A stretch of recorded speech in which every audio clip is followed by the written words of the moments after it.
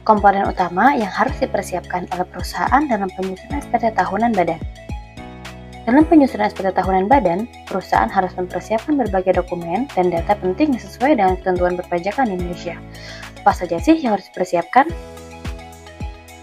Yang pertama adalah laporan keuangan.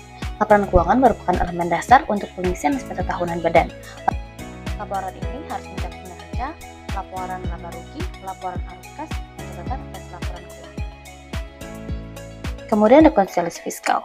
Dalam perpajakan, tidak semua pendapatan dan beban dalam laporan keuangan komersial dapat diakui secara fiskal. Perusahaan harus melakukan rekonsiliasi fiskal untuk menyesuaikan perbedaan antara laporan keuangan komersial dan peraturan perpajakan. Terdapat dua penyesuaian, yaitu penyesuaian positif dan penyesuaian negatif. Daftar harta dan kewajiban. Perusahaan harus melaporkan daftar aset dan liabilitas yang dimiliki pada akhir tahun pajak. Daftar pemegang saham dan susunan pengurus. Perusahaan harus melaporkan nama, alamat, dan kepemilikan saham dari para pemegang saham.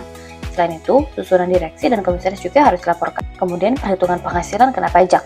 Perusahaan harus menghitung penghasilan kena pajak berdasarkan laba fiskal. Penghasilan kena pajak ini akan menjadi dasar penghitungan pajak penghasilan badan yang terutang. Kredit pajak dan pajak yang telah dibayar.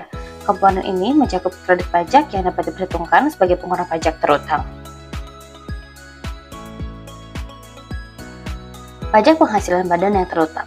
Setelah menghitung penghasilan kena pajak dan mengurangi kredit pajak, perusahaan akan mendapatkan jumlah pajak penghasilan badan yang terutang. Kemudian lampiran dan bukti pendukung, bukti pemotongan dan pembayaran pajak, dokumen terkait transaksi afiliasi, perjanjian atau kontrak khusus yang mempengaruhi perhitungan pajak. Yang terakhir adalah transaksi khusus. Jika perusahaan terlibat dalam transaksi luar biasa seperti transaksi afiliasi, penggabungan usaha atau